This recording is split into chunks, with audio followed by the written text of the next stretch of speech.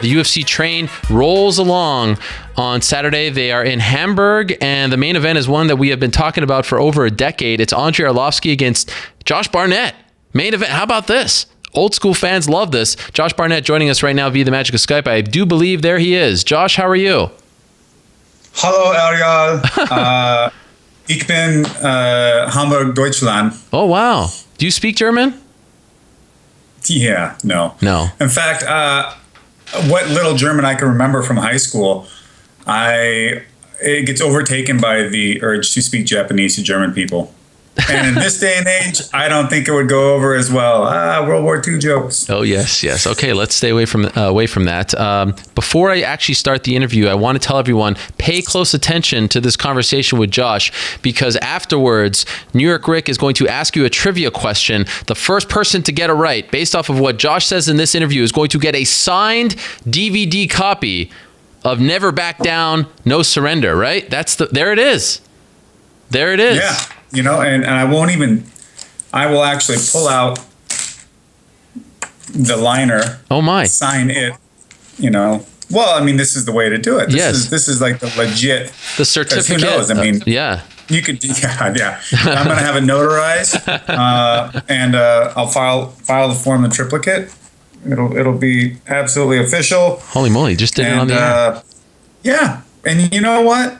I just completely devalued your DVD for nothing. No, this is great. I think it just shot up. Completely free of charge.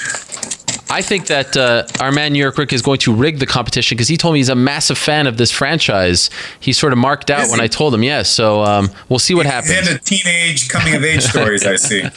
In and around fighting. Right. Well, this one doesn't really have that, because we're all grown ass men and it's rated R. There's boobs. And swearing. Okay. And the like. There it is. I hope it doesn't hurt his delicate sensibilities. Okay, so stay tuned for that. Pay close attention. Now, you are in Hamburg. When did you get there? I got here Friday. I believe. How has it been thus far?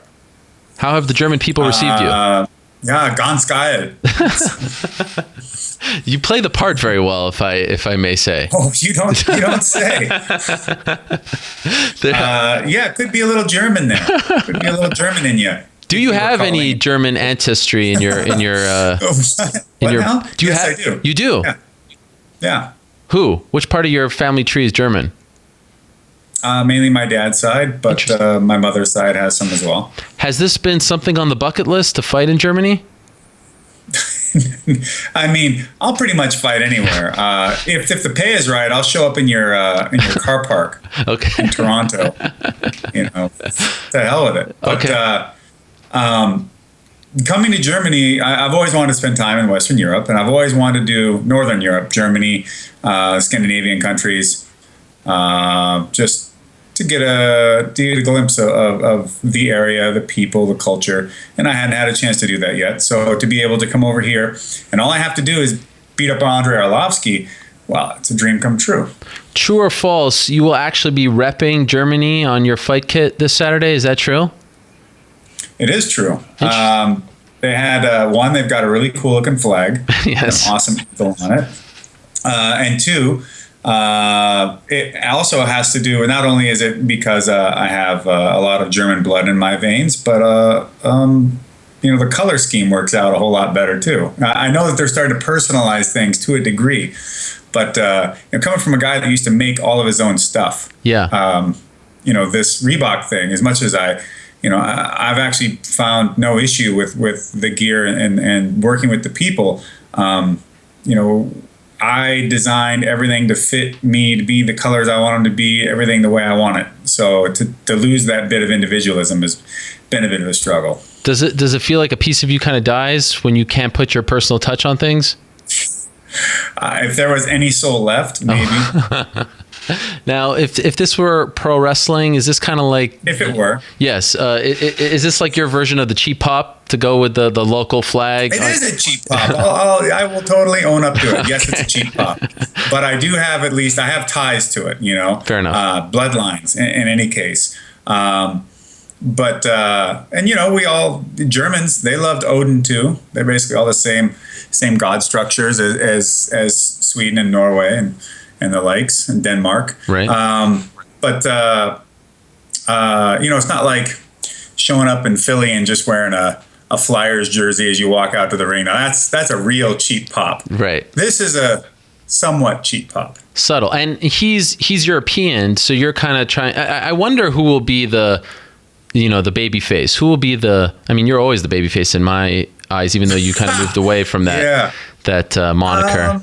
I don't know how Germans and Belarusians get on. Sure. Could be that they're like, well, we spend all the same money, so that makes us buddies. Or, although I don't even know if Belarus is in the EU. But and if it's not, what is a Belarusian form of currency? Chicken feet? I don't know. Wow, this is all stuff that we didn't expect to be talking about, but this is why we love speaking to you. So we'll see. Come weigh-ins, I guess that'll give me a bit of a glimpse. But, I can say that I'm already feeling a bit of the European notion and culture kind of ingraining itself in my person. Okay. What do you mean? Yeah. So today I went to the sauna here at the hotel, and it is European. And not even just talking about the bathroom, but the rest of it. So, you go out there, you strip down naked, and you've got your saunas, your wet saunas, your dry saunas, all pretty typical. Yeah. But it's nude co-ed. Oh. So, yeah. Wow. How many people were there? Surprisingly, the fact that they even let me in at all is incredible. Why? And that anyone bothered to get into the sauna with me, even better still. Why can't you go in there? I don't like to get into legal discussions. Okay.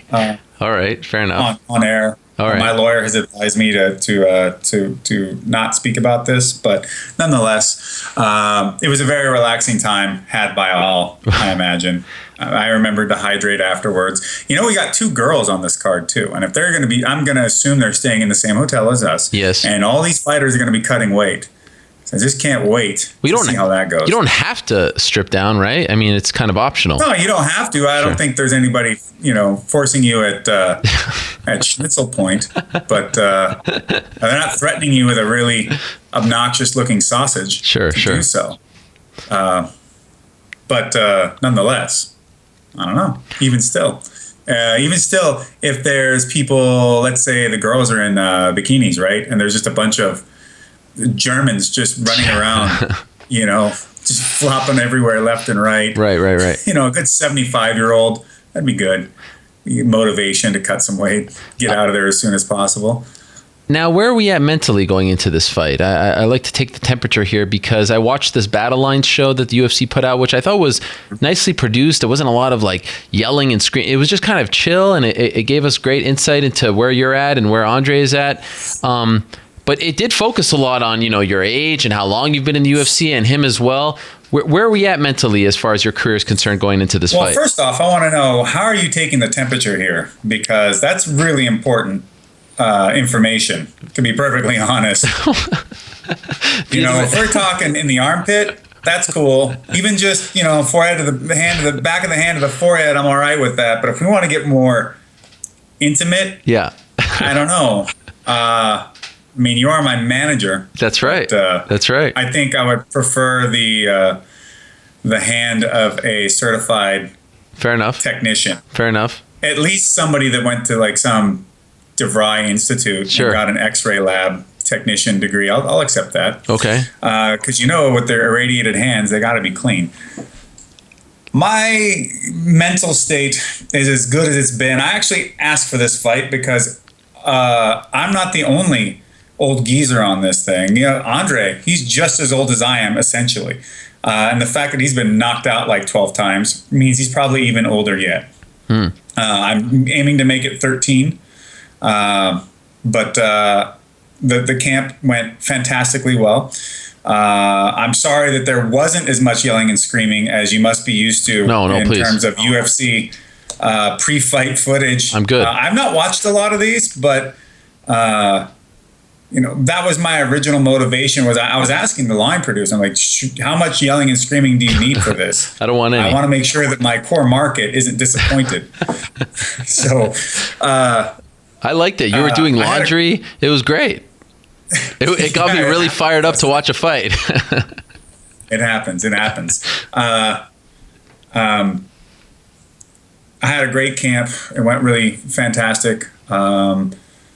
I brought in Tony Nelson, who's been one of my students and training partners for a few of these camps now, as well as Joel Sherritt, who I've been working with. I usually go to, when he was at the Air Force Academy, I'd head out there. I'd go to the Naval Academy. Now he's a head coach of the wrestling team there, but I managed to pry him away to come out to California for a little bit and work with me. I've got Jamal Abdullah, who I have spent time with for the past few years as well. And Eric Hammer, as always. So it was just more of a matter of getting a bit more time with some of these guys, and I feel great. The mind feels fresh. I'm loving the German air. Yeah. Is it annoying when people ask you about the state of your career?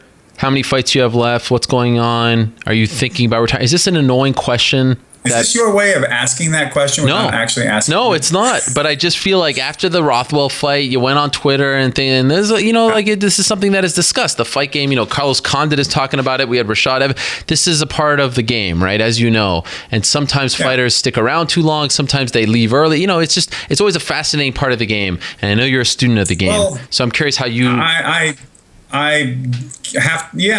I don't know how much longer I'm going to be at this. Because I've been doing it for 20 years. So, I had one of the days I was in the gym, just getting a little cardio work in, what have you, and this kid comes up to me. I'm gonna assume Russian, but I know he could be from any number of Eastern European countries. So, no offense if he's watching. Okay. He comes up to me and he goes, "Oh man. I really like to shake your hand. It's really great to meet you. Man, I remember watching you fight way back in the day. I was just a little kid." I was like, "Oh, you don't say." You look 35, but, I guess it's just the facial hair. It's just to hit home that, I've been doing this that long. There are people that were children. Yeah. And I've said it jokingly before, but it is a truth that there are people that didn't even know what the hell the UFC was when I was fighting in it, and now they're in the UFC. Yep. So I've seen at least probably 2, heading on 3 generations of fighters come and go. Other than getting paid, and that's a great motivation, what motivates you now to do this, to continue doing this?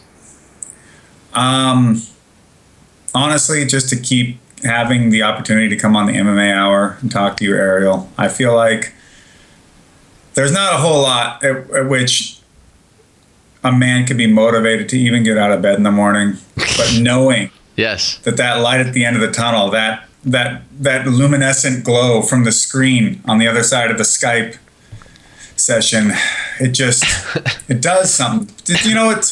It hits you really deep, like almost to the prostate deep. Oh, wow. But somewhere in between. See, I feel like this has been just what the doctor ordered for you, because the word on the street is there, like, you're in fight mode, you're getting all, serious, and you're focused, and now here you are talking to me. I feel like I've brightened your spirits up a little bit.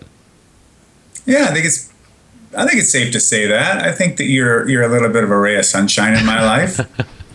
Well, thank you. I appreciate that. It must be all the shine off of that geld. I know. Look at this thing. I've been sitting here for 2.5 hours. In any case, I'm dead serious, man. I can't wait to get out there and fight. This is just as the time ticks down, it seems to just be taking forever. It seems like as if every day was the last day, and just the same as before. But I do know that fight time is around the corner, so all things are going as scheduled. How would you assess right now Andrei Arlovski's skills? Where's he at in your opinion? I don't know. I really don't.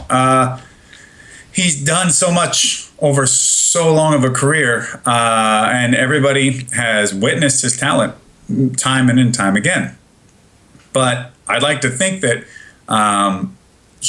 whatever he possesses now is not going to be good enough, and to say that whatever he had then was never going to be good enough. But I have to go out there and implement my will upon him. But knowing how tough Andrei Arlovski is meant that I had to train incredibly hard. I had to keep a lot of things in mind while I'm training to perfect my approach towards this fight, because he is not someone to take lightly, and he isn't anybody to underestimate. So I have ultimate faith in what I've done and who I am and what I possess to go into that cage. But knowing that, it doesn't diminish the fact of how dangerous an opponent Andrei Arlovski is. And, he's coming off of 2 losses, but like people often say, it's like the cornered animal. I still feel you win a couple, you're right. Like the heavyweight division is so unpredictable that you're still very much in that title chase. Do you even think about the title anymore? No, I just think about winning. Yeah. Winning is really all that matters. Yeah. I don't need to chase titles, because I've fought in so many title fights and so many title fight level matches that if somebody thinks that I need to give them a reason to give me a shot at any belt in the world, then clearly they don't know what they're talking about as far as MMA. So I'm ready to fight anybody with any belt anywhere in the world.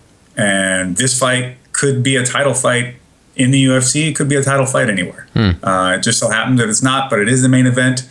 And I'm hoping that Andrei is a much nicer guy than Roy Nelson. And if I happen to be winning, he actually lets me finish him or something, so that we don't have to keep fighting out there. Because to be perfectly honest, he's a heavyweight too. So I don't know why the hell he would want to go 25 minutes if he didn't have to. That's true. That's very inconsiderate on Roy's part. Wasn't it though? Wasn't it? Part of the reason why you like this fight, because it's sort of a throwback fight, because he represents an earlier period in the sport. You know what I mean? Like, I feel like you're one who appreciates that sort of thing, and this is something that had been building. So it kind of that adds a layer of intrigue to the fight. Is that why you like it so much? The way I introduced this fight to the fan base out there was that this is UFC versus Pride. Yeah. He was the UFC hotshot while we were over in Pride. So this is one of those matchups that people would have wanted to have seen back in the day that never happened. So by having us get in there now, I know it's a bit after the fact at this point, and technically we are both UFC fighters. Not to mention the fact I was a UFC fighter before being a Pride fighter. But our ascent in the MMA world started at the same time. He was on the same card as I was in UFC 28 in Atlantic City at the Trump Taj Mahal. Here we are, come full circle. And I want to get in the ring with him. I want to challenge this guy that used to be considered unstoppable. Simple as that. What do we have planned for fight week? Open workouts? Can you give us a taste? No Germans watch this, so anyone who attends will not know. I have no idea if we even have an open workout. Get the F out of here. Josh Barnett, part of a fight week, no open workout? What the hell is going on? I'm not. Yeah, none of this is in my hands, by the way. I don't plan this stuff out. If it was my fight week, it would be a completely different thing. I mean, I'm sure we'd have like a great big blut, and we'd have a big feasting and all kinds of stuff, and we'd stomp around fires listening to that'd be great. Satanic black metal. It'd be great, but that's not what's going to happen. And I did see, however, a great fighter that he is, Carlos Condit, stealing my gimmick. Oh yes, and trying to pro wrestle up the open workout. Come on now. You didn't like that? Yeah, but that's okay. My gimmicks have been stolen for years by people in the UFC. Cleaning the blood off and licking it, all that. You think BJ came up with that? No. I got in trouble over that. In fact, I mean, in a way, I got a talking to, sort of. I mean, Dana went to the press at the time, and people were completely aghast at me licking blood off of my fingers and gloves, and he said, I don't know if that's the kind of thing we really want in the UFC. It's gruesome and so on and so forth. But I guess I'm an inspiration to people, even in how they want to screw around in their open workouts. Well, I hope that they rectify that. Hopefully they do something, because rectify it. I barely knew her. Never mind. All right. We will hope that they do something, because it's not a Josh Barnett fight if there's no open workout. There's got to be something. Well, given the opportunity, I will be sure to, maybe a run-in in the sauna with the naked people, or something. Camera, just have Leland, break out the camera phone. Let's get something going on here, right? Well, yeah, I mean, I'm doing stuff with GoPro now as a content creator, so for sure, I've got like 4 of them. I mean, we could get it from pretty much every angle at this point. Okay, I want that. Yeah. There's probably a YouTube channel, or not YouTube. There's probably a website for that kind of thing, Ariel. Okay. I'm sure you can find your fix. I will look into it. For now, I will let you go, Josh. Thank you very much. Guten Tag, is that German? I don't know. This is, you could just say tschüss. Okay, there you go. You know better than me. I wish you the best, my man. A pleasure, as always, to catch up with you. Thank you for the signed DVD.